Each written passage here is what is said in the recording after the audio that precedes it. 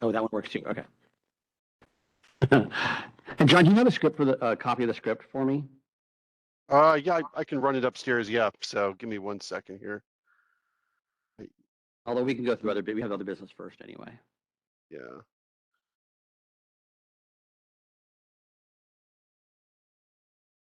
So do we want to call a meeting to order then? Oh, just a note 6:06 for p.m. Oh, I'm sorry, Kenny. Just so you know, the mic you're on is a really good mic, so you don't need to get too close or get distorted. Oh, don't get too close. Okay, that's fine. I'll keep it over here. Okay. Stay way over there. So let's call the meeting to order at 6:06. Then you'll have to show me how do I see everybody? Or do you want to do roll call? There's everybody there. Oh, okay. Okay. That's everyone. That's all. Everyone? Yeah. Okay. And you can scroll down here to Oh, there's see. a mouse. That's always helpful. Okay. All right. Have John call the roll. I think John's coming up here. And John will be here in a second.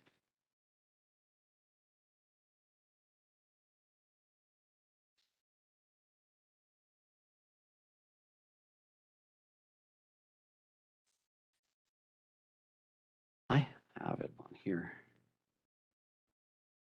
Here, the script is heading upstairs now. Yay. Okay. So John, can you do roll call for us? Yeah, give me 1 second. What's it? Yep. Oh, good. Okay, give me 1 second here.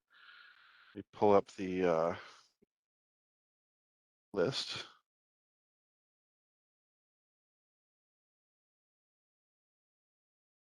Are we recording? Are we recording? I think we are. Yes, we are recording. Yes, we are recording. Okay.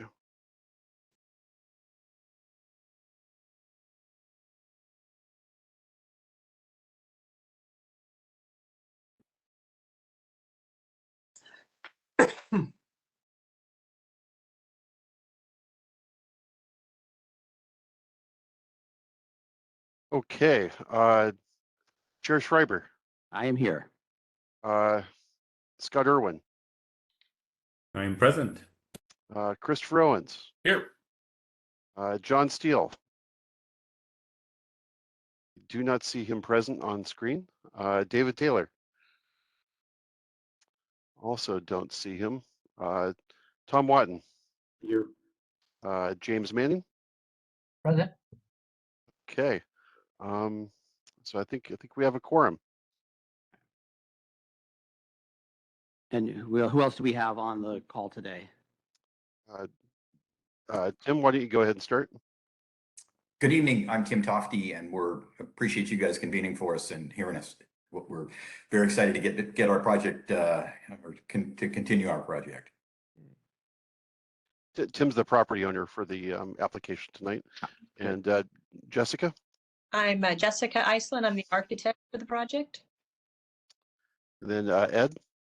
Ed Trumke from the City Attorney's Office at Jordan Ramus. Thank you, Ed. And I'm John Floyd. I'm with the Planning Department for the City of West Lynn. And Lynn's here too. Oh yes, of course, Lynn's always here. So. Okay, perfect. Good. So first item on our agenda, public comment related to items not on the agenda. Do we have any public comment? I don't see anyone else on here, so I'm going to assume that's a no. Then we have an approval for draft minutes. We have a lot of draft meeting notes that need to be approved. I found a couple of typos. John, I don't know how you want me to handle those. Let's see here. We could just sort of pull those up here right now if you wanted to. Okay, so one I noticed on the March 15th, page 2, it's the third paragraph. Paragraph says time Toft. I'm guessing we probably meant Tim. Yes. Yes. That's a little typo. Tim Tofty, yes. 2, 3, 4, fifth paragraph. Paragraph has down here, the very last sentence, Manning Toft. I believe we meant just Toft agreed to use cedar siding, not Manning. Correct. I don't think James did that. I also have on page, this is meeting notes for April 19th, page 2 of 2, item number 7. The last sentence, it says day 8 available at City Hall. I think it meant to say they are available at City Hall. Correct. I don't think we ate City Hall. Not yet. I think that was my only. Yep, those are my only notes. Anyone else have any other notes or changes or anything else on any of the draft meeting notes from March 15th, April 19th, May 17th, June 21st, June 22nd, or August 16th? All right, do we have a motion to approve? I'll move to approve. All right, do we have a second? Second. So Chris Owens, motion to approve. I couldn't tell, was that, remember, okay. Scott said it, all right. So all in favor of approving the draft minute notes from March, April, May, June, and August, say aye. Aye. Aye. Any nays? Then that is moved. All right, so we can move on to our public hearing. I'll abstain though, Danny, because I wasn't part of the group for all of those. And so we have one abstention then. So James is an abstention. And we have one more, one of our council members has just joined us too. Which, Hi. The council chamber. we're all gathered around the one working camera and mic.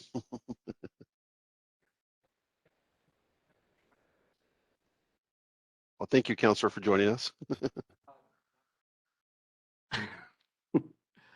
All right, so we have our quasi judicial hearing tonight. Good evening. Tonight we are holding a public hearing regarding application number DR 22-08 for a Class 2 historic design review. This is a quasi judicial decision. Unlike in legislative hearings where personal opinion may come into play, quasi judicial rulings must be grounded in the relevant code, and if the applicant meets the code, the board must approve it. The hearing will proceed as follows. After the preliminary legal matters, staff will make a presentation, followed by the applicant, then members of the audience. Finally, there will be time for rebuttal by the applicant. As instructed in the notice of hearing and meeting agenda, those wishing to testify at the hearing should have completed the speaker sign up before noon today. Did we have any? No. Okay. No. For members of the public who missed the meeting's sign up deadline but would like to speak on this item, please complete the web form linked in the agenda and notice of hearing. Staff will send you a link as time allows. I now call to order the public hearing I now ask the city attorney to cover the preliminary legal matters. Thank you, Chair Schreiber. We Can have you one hear me question really well? quickly. Ed, this is Todd. Sorry to interrupt. Because this is quasi judicial and that old issue of potential appeal, while you're dealing with this issue, should I walk out of the room or should I hang? What's your advice?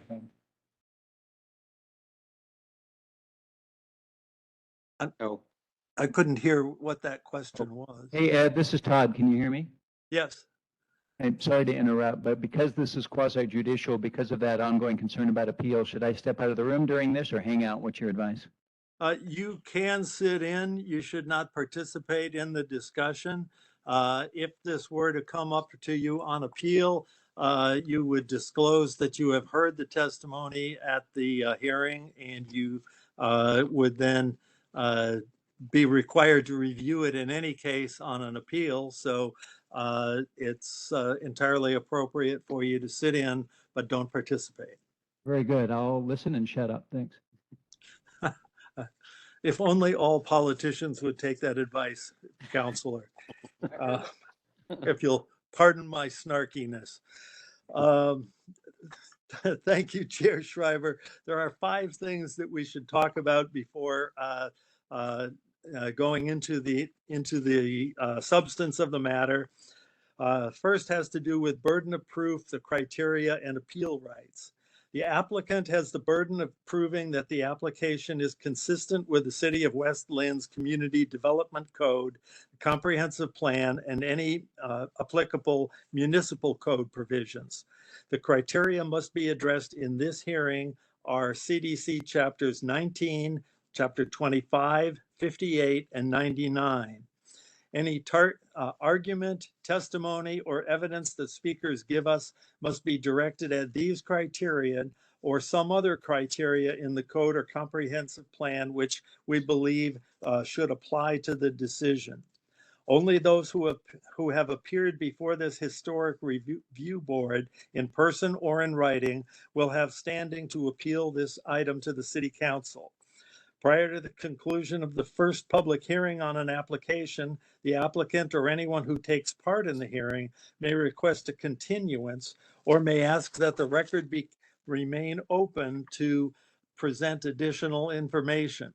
If there is such a request, the Historic Review Board may either continue the public hearing to a date certain or leave the record open for at least 7 days for additional written evidence, argument, or testimony. Failure to raise an issue accompanied by statements or evidence sufficient to allow the board and the parties an opportunity to respond to the issue precludes appeal to the Land Use Board of Appeals based on that issue. Failure of the applicant to raise constitutional or other issues relating to the proposed conditions of approval without sufficient specificity to allow the city or its designees to respond to the issue precludes an action for damages in circuit court. The second issue is conflicts of interest. And so I'll ask a question of the members of the board. Do any members of the Historic Review Board wish to declare a potential or actual conflict of interest or bias? Okay, hearing none, then we'll move on. The next is, the third issue is ex parte contacts. Do any members of the Historic Review Board wish to report any site visits or ex parte contacts? Okay, hearing none, we'll move to the fourth. Challenges to the review board's jurisdiction. Does any member of the audience wish to challenge the jurisdiction of the Historic Review Board to hear this matter? Hearing none on that, the fifth and final issue is challenges to impartiality of any member of the Historic Review Board. Does any member of the audience wish to challenge the impartiality or ex parte disclosures of any member of the Historic Review Board? Hearing none then, Chair Schreiber, that concludes the legal matters. Thank you. So let's proceed then with the staff presentation. John, I turn it over to you.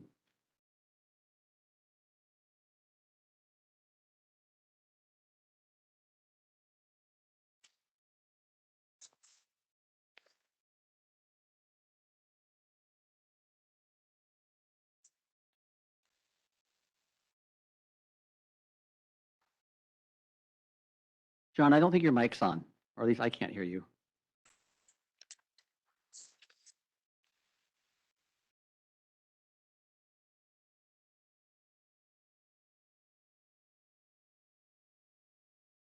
Okay, there we go. So sorry. Button disappeared for a second. So.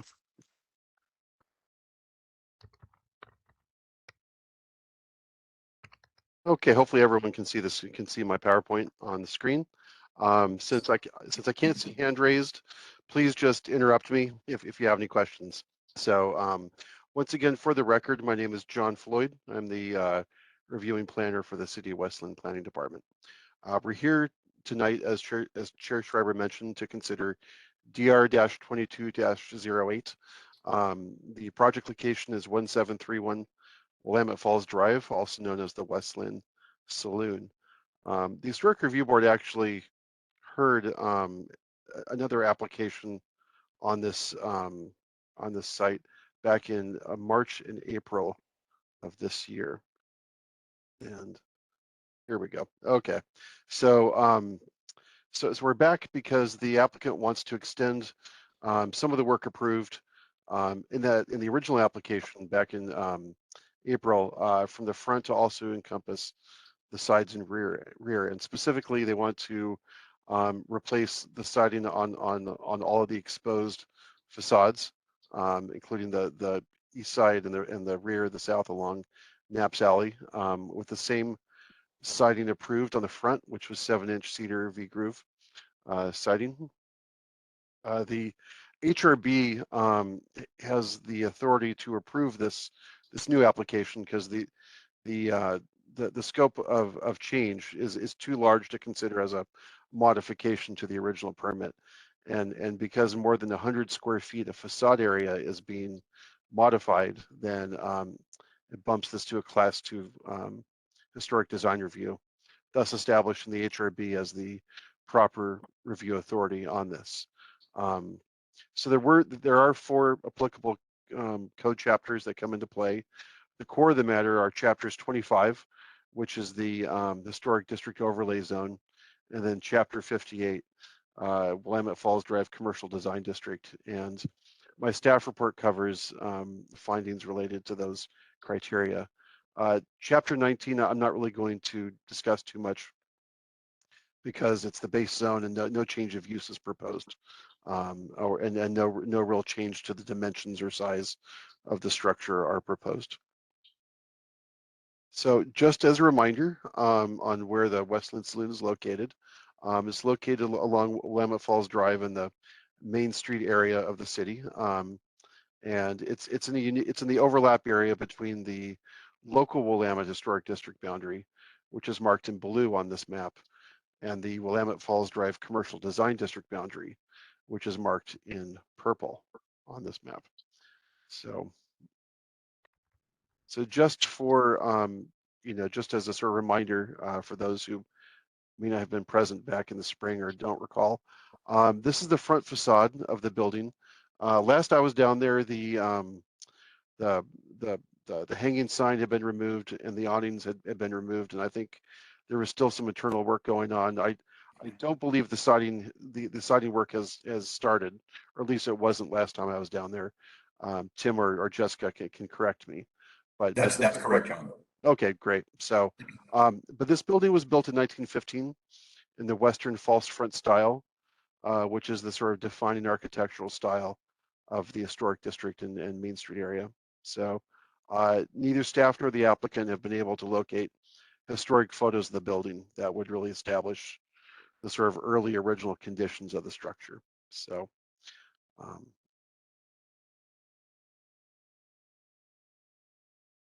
so here's more of an oblique view. The area circled is the area impacted, is a portion of the area impacted by the application. You'll note that the siding in the alley is not consistent with the original historical siding. Staff isn't aware of the history of how that, I believe it's plywood siding came to be located there, but again, it's not consistent with the application. The new siding would go in this location as well as the as the second story portion there as well on the dormer. Here's a little more slightly closer up detail of the exposed wall in that passageway and the second story dormer. So here's a location in the rear in the inner courtyard area. During a site visit a couple of weeks ago, I observed that the siding is in pretty poor condition and at very least needs to be repaired. And with some areas of replacement, I could see exposed Tyvek there. So I believe it was. And again, here's a photograph of the rear of the structure as seen from the alley. Again, it's pretty weathered and is not in the best of shape. So here's an excerpt of the application showing the proposed elevations. Again, basically all of the siding would be replaced with a horizontal cedar wood siding consistent with the approval criteria within the design district and the historic district as noted in the staff report.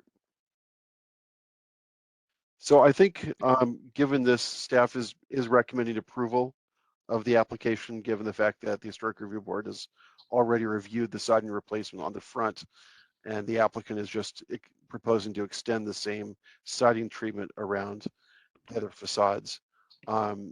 Similar to the earlier application, we are recommending conditions of approval.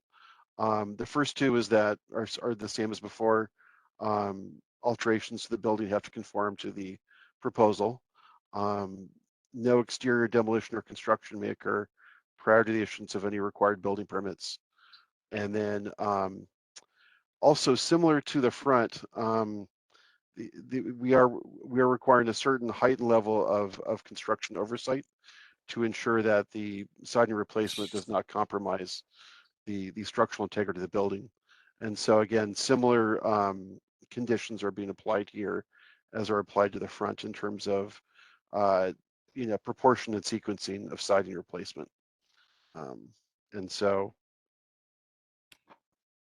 And these conditions were also proposed by the applicant in their staff report. So applicant and staff are in sync here on this. And then finally, the fourth condition is that the paint color just matches that approved for the front of the building as well. So I'm going to keep this pretty high level given how we spoke about this project in the spring. No public comments have been submitted. As I mentioned, staff recommends approval subject to those four conditions. And I think with that, I'll just turn it back over to you, Chair Schreiber. Are there any clarifying questions of staff before we move on to the applicant's presentation? I don't see any, so let's continue on with the applicant's presentation. Jessica and Tim. Tim, I'll start and you can join in or fill in if I've missed anything.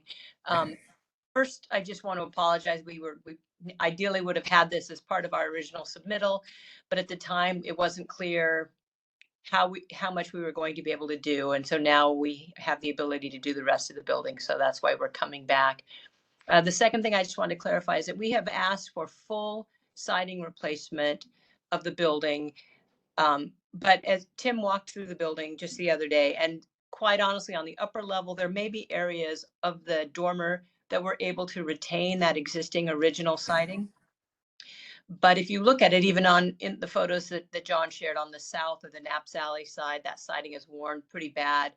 And so we basically want to have the ability to replace the siding with the cedar where we need to and to get it to match. But it sounds like on a couple of the sides of one of the dormers, we can probably retain most of that existing siding. It's in pretty fair shape, but on the Naps Alley side, it's in bad shape. We'll have to replace that.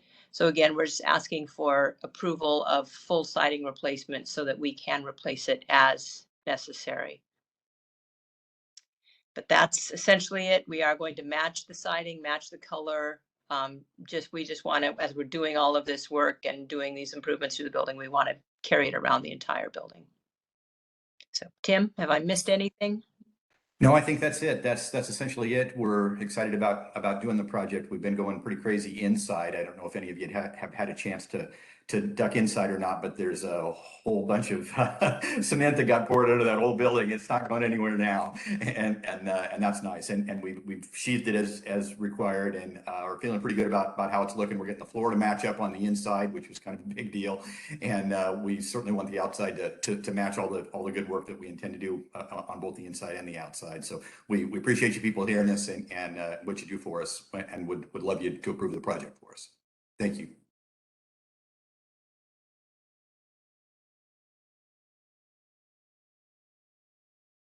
Perfect. So let's move on to our public testimony portion.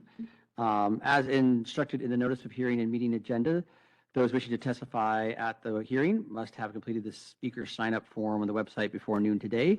Each citizen commenter has 5 minutes to testify. The neighborhood association representative will have 10 minutes. If I call your name, staff will unmute your microphone.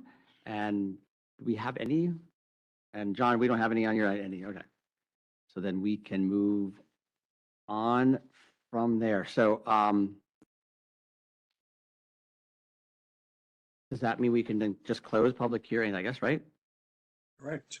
So does the applicant, there's no reason to respond, right? At that point, John? There's no applications, no response. So we'll close, I guess, public hearing at that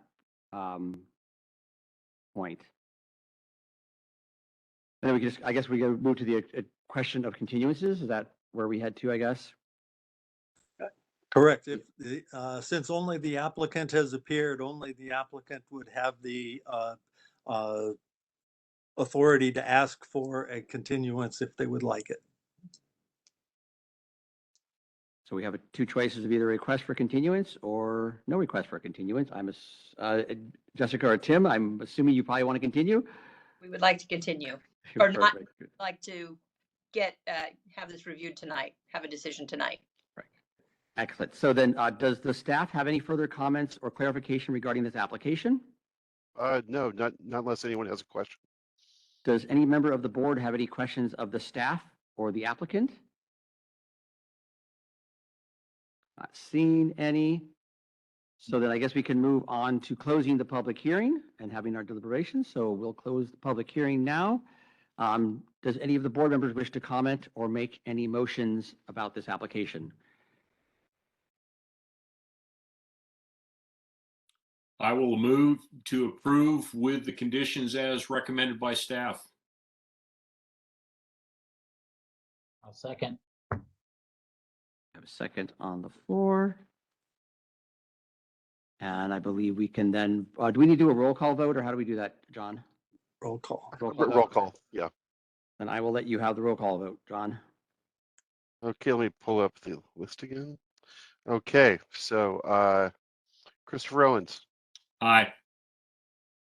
James Manning, Aye. Scott Irwin, Aye. Tom Watton, Aye. and Chair Schreiber. Aye. Okay. So that is unanimous and that is approved. So we'd like to thank all of you who have testified tonight. Your comments have been helpful. Thank you.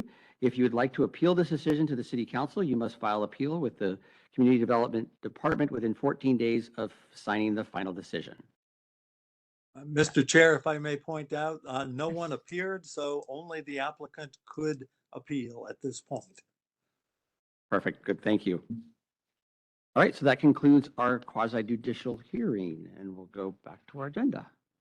Thank you. Okay. Thank you. Thank you very much. Thank you. So next on our agenda is an update regarding the Planning and Development Code docket.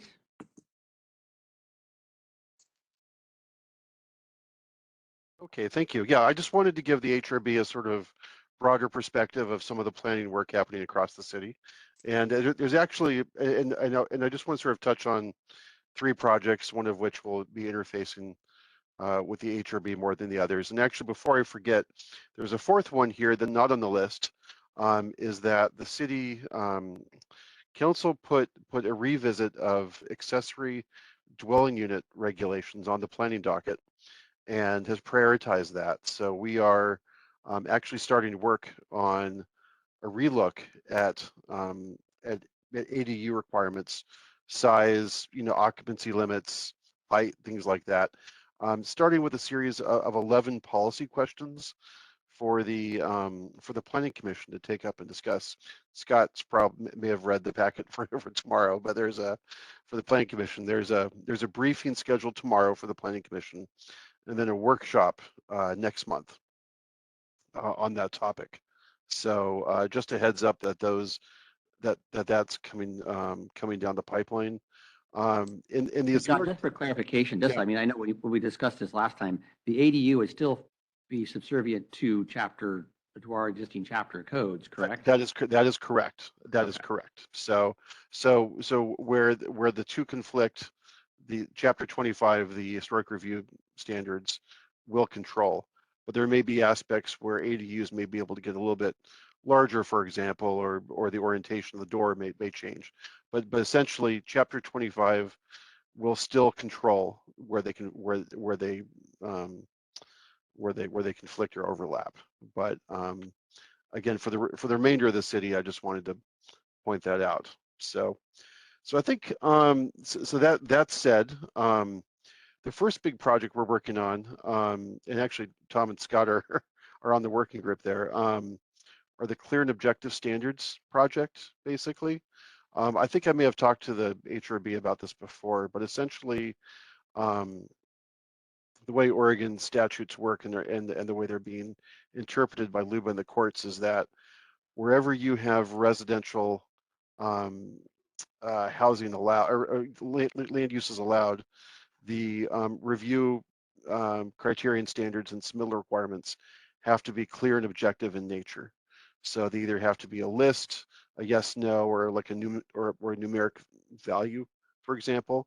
In essence, city staff and any deciding authority can't have any discretion in within those standards or requirements. And Ed can jump in here and let me know if I'm veering off too much. But essentially, our development code has a lot of subjective requirements and lack of clarity in some sections. We're not unique. Most jurisdictions in the state are in this situation. And the reason this is important because the remedy basically for an applicant who is suffering from a situation where the standard is not clear and objective, and they feel staff or a review authority is applying the matter too subjectively, they can challenge the standard and basically have it waived. So if we don't convert it to clear and objective, we lose our authority to apply that standard. It's already happened in one case here at the city, in a sort of relatively minor matter, but we're at risk of being challenged more in the future. John, can I jump in a little Yeah, more? of course, yeah, by all Yeah, means. it's gone even further than that with the clear and objective standards.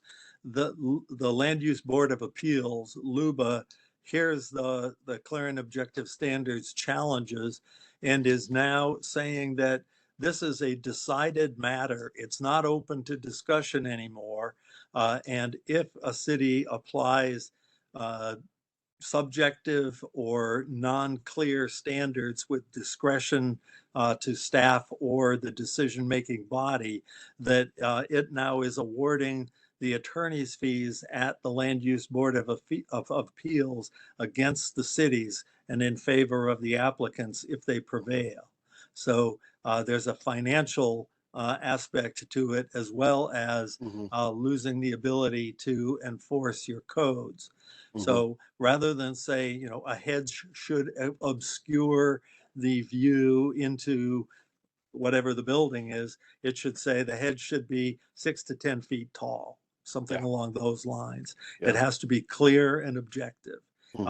It isn't hard, but it does cut back on your discretion and your ability to use judgment. And counties, Washington County, for example, appealed one at LUBA and lost based on some setbacks from wetlands and wetland protections. So for habitat purposes. So even there, everything has to be very clear and very objective, or it gets set aside and not used at all. So, and John's very right about that. Thank you, Ed. I did want to mention that there is one big exception to this requirement, which is relevant to the HRB. Yes. Is that historic resources are exempted from this. So basically, we can still apply discretion when it comes to like listed properties. So this matter. So the historic, to the degree that the historic district standards apply, those can remain, discretionary only because the nature of historic resources requires some judgment calls in terms of preservation adaptation. So in terms of the district, those standards aren't being touched. However, we are working to convert the rest of the development code. Wherever the development code touches residential development, we're working to convert those standards to clear and objective language and as content neutral as possible. So we're trying not to really change the standard to change the outcome. We're just trying to make the language more clear. And so so right now the working group has it.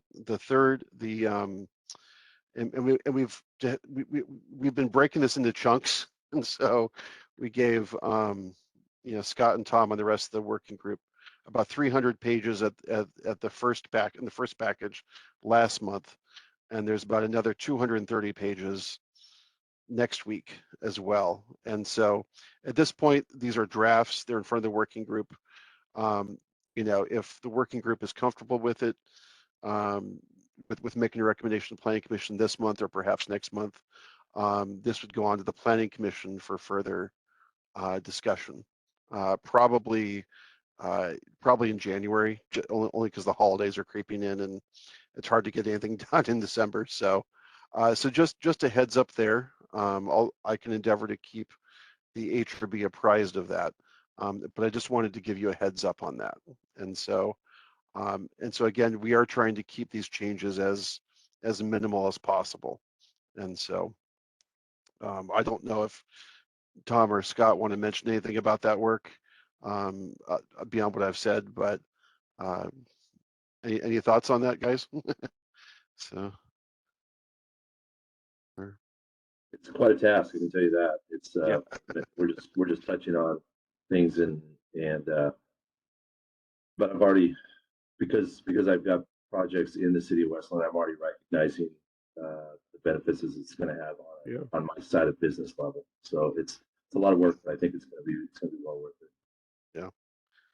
Okay. Well, thank you. So yeah, it's definitely it's a lot of touch points there. So that's the big code project there that sort of interfaces with the HRB. I think another one is the waterfront plan. So that project is being reactivated. So some of you may recall that process from about 5 to 7 years ago. So currently there is an RFP out to hire a consultant to help with this. There were some minor technical issues with that, so we are going to be reissuing those in the next couple of days with some revisions.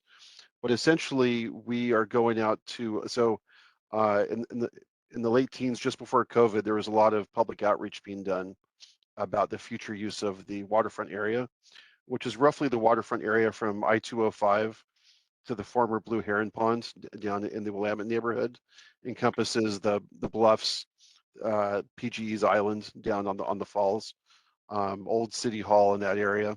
And so basically we're hiring a consultant to help us complete a vision plan based upon historic public comment from the last 5 to 7 years. Take it back out to the public as a check-in to say, hey, does this vision document reflect the years of public engagement we did? Refine it based upon the passage of time, and then recommend zoning map changes and development code regulations for 2 sub areas. This would include the Bridgehead area up around Old City Hall. So in terms of like new zoning and new design standards to sort of reinforce that area and sort of reactivate that area. This would include the Belgravia property behind Old City Hall, which is now a large parking lot area, the historic homes on the bluff behind Old City Hall, and then also to account for some of the transportation changes with the realignment of Willamette Falls Drive and the installation of a couple of roundabouts at the west end of the Arch Bridge. So the Willamette Falls Drive concept plan shows a city-built roundabout around the area of the gas station there next to Old City Hall. So those changes are coming there, and again, the city has a number of historic resources there, so the HRB is going to be asked to participate in that process. The other sub area we're looking at is the old process pond down on Volp Street, down by the water, down by the river in the Willamette neighborhood. There was a pre-application on that property a few months ago, blinking on the owner's name right now, but again, we're looking at some zoning changes and development code regulations specific to that area. As part of this project, we are pulling together a working group. And so one thing, as part of the working group, we'd like to have a representative of the Historic Review Board on that working group for the waterfront. So you don't have to pick one tonight, but again, if any of you are interested, we'd like to sort of have a member of the HRB in those conversations. So just something to think about. And any questions on that at this time? What's the timing on that? It's going to be about a 2-year project. We're imagining adoption by the end of 2024. So we're not going to rush this through. We're imagining probably somewhere between 6 and 12 meetings, probably maybe every other month for the first, year or so, and then maybe a few more towards the end. But about that level of commitment. But again, we have to get a consultant on board. They have to read the prior documents. They have to pull together a draft vision plan. We then have to do a public engagement plan, which we're hiring the consultant to do, to go back out to the community. So that's going to be about a 2-year process on that. Be interested in that if nobody else volunteers.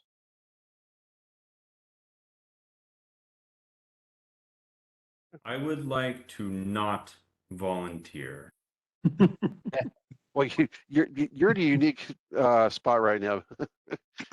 Yeah.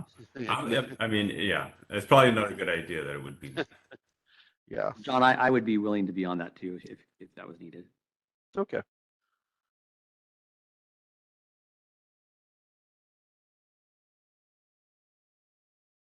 It's good to have multiple names, so They can pick and choose. okay. And again, it's going to be a larger group. We'll also have some at-large positions, things like that. So just trying to get a list of names is always useful. So so there's that. The fourth one I wanted to mention, and This is Todd. go ahead.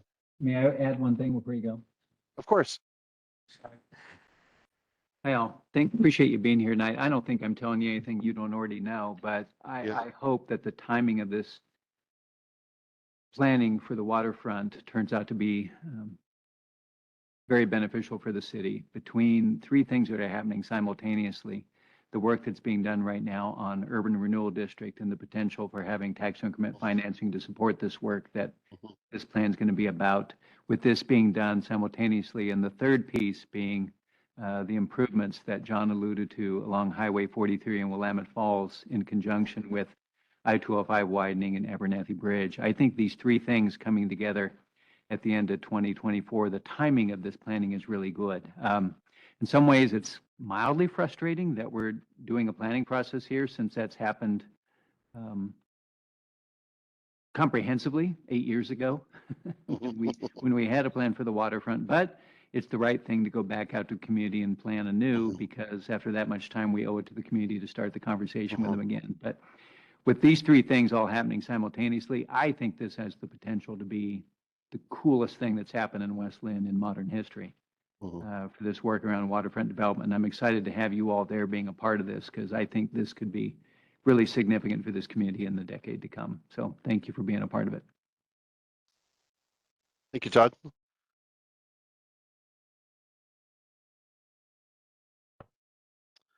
Okay. So and then also I'm the project manager for the waterfront project. So if you have any questions in the future, just feel free to reach out to either myself or Darren Weiss, and we can follow up on that. The other big project where we have an RFP out for is the Highway 43 Land Use and Neighborhood Connectivity Plan. So this kind of builds upon past planning work along Highway 43. Willamette Drive, and to basically to relook at the underlying zoning and how we can better tie in the adjoining neighborhoods with the commercial and community services along Highway 43. So it's a relook at our base assumptions about how the area should be regulated, and development code standards, design standards, and then how we can make it easier for people to get from their homes to the highway there and to access services, restaurants, whatnot. This also overlaps with some of the service enhancements being considered by TriMet right now. So one of which is TriMet is looking at enhancing bus service along Highway 43 to 30-minute headways. And so that would be an improvement of service above existing levels, and potentially every 15 minutes as well, to make it bus connectivity to Lake Oswego, Oregon City, and Portland and beyond a lot easier. So Again, this has a similar 2-year time frame. So we're also putting together a working group for that as well. So if anyone is interested in that, I can pass your name along to Chris Myers, who is handling that project. So, so we're going to be keeping everyone busy here for a while on that.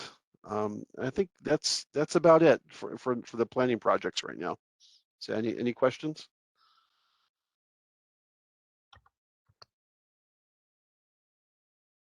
Okay, well, thank you, Chair. Thanks. And we'll just move on to items of interest from the board. Any of the board members have any updates or any information? I've got one I want at least to mention. I don't know if we're all familiar with the McLean House, and for the last 40 years, the McLean House has been managed and operated by the Friends of McLean House, which is an independent nonprofit here in the city of West Linn. It has come to my attention through my involvement with the Historical Society that the Friends of McLean House are planning on dissolving. That's correct. And the West Linn Historical Society made a bid and proposal to take over, basically merge with the Friends of McLean House. But that has not proceeded yet because the Friends of McLean House have not followed through on giving all of the information that the Historical Society has requested, including all of their financials and all of their board minutes and all that information. They basically dropped the ball on that. So at this point, the McLean House will have no management or organization behind it as of October. I believe it was after October 1st, I believe is their date they're dissolving.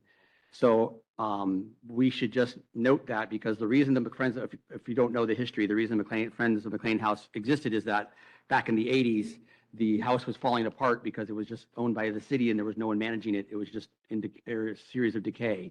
And the Friends of McLean House created their nonprofit to come in, manage the house, make sure it didn't go into decay and that there wasn't any problems with it. They've done a good job in the last 40 years, but they have since lost interest in keeping that board together. And so it's going to fall back into the city's hands shortly. So just to keep that in mind, and I know the city doesn't necessarily have staff jumping on the board to go ready to run that another building. So that is going to happen. That's just going to sit there. I don't know what the Historical Society is going to do, if the West End Historical Society is going to figure it out, but they're a little frustrated that the Friends of McLean House didn't give any information or any background or anything. They just basically, they're just kind of walking away from the building and washing their hands of it, which has been frustrating for the Historical Society. Yeah. So just to let the board know that is happening, and that is something that it is under our jurisdiction because it is a historic property. But there's no decisions being made. It's just that's what's going on. Yeah, if I could just follow up on that a little bit, Chair Schreiber.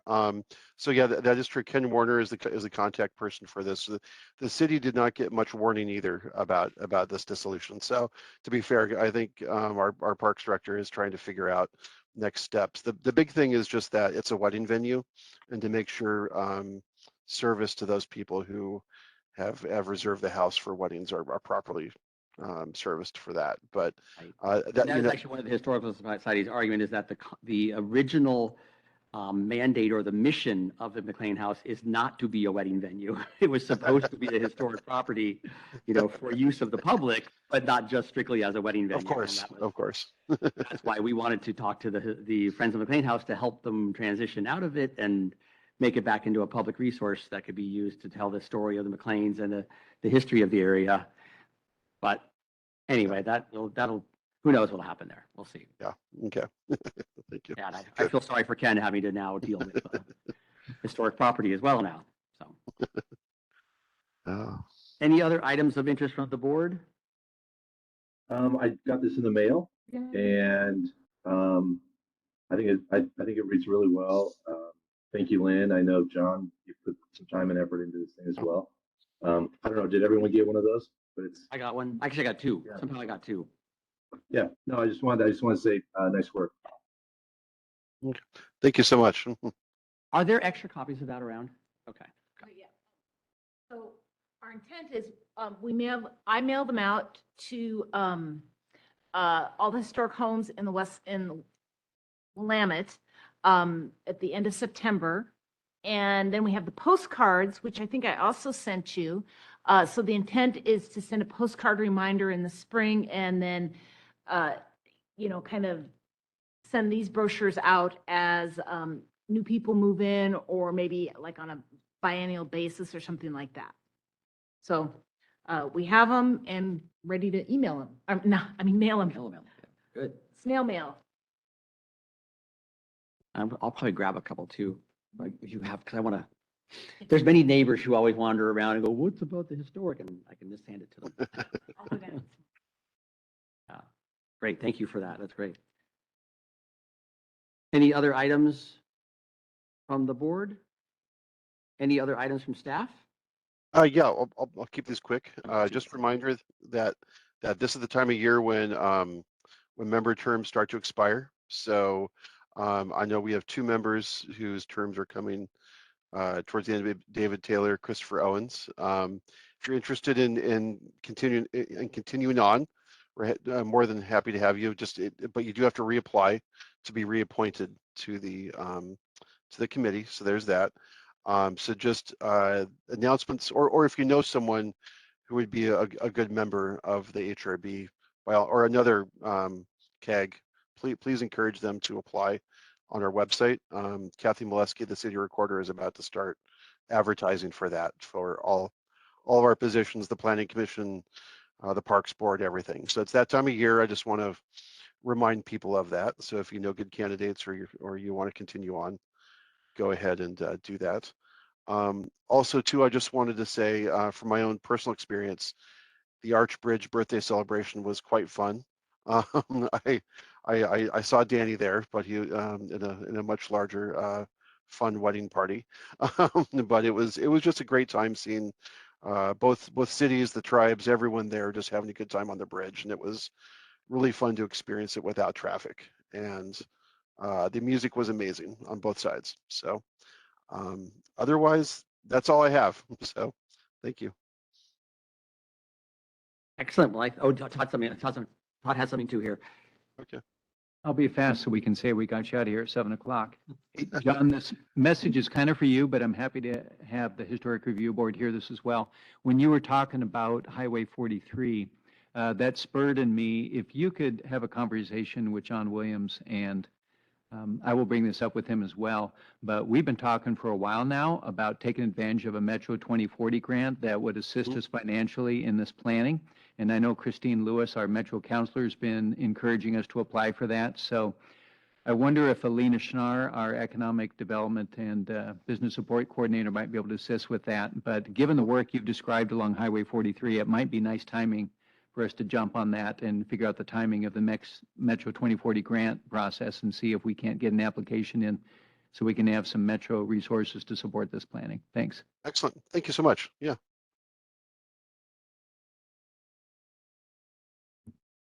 Good. Well, anything else? Any other notes from anybody? I think we can adjourn. We're at 6:59 p.m. We beat the 7 o'clock. Excellent. Okay, and, what's our next meeting date, John? Next meeting date, if there's an agenda, is going to be November 15th. So far, we don't have any applications that would require hearing by the HRB. In fact, we don't. Nothing yet. So, so it would be non-quasi judicial matters probably. So, Okay. So you mean to be even faster than this one? hopefully. So. You run an efficient meeting, Mr. Chair.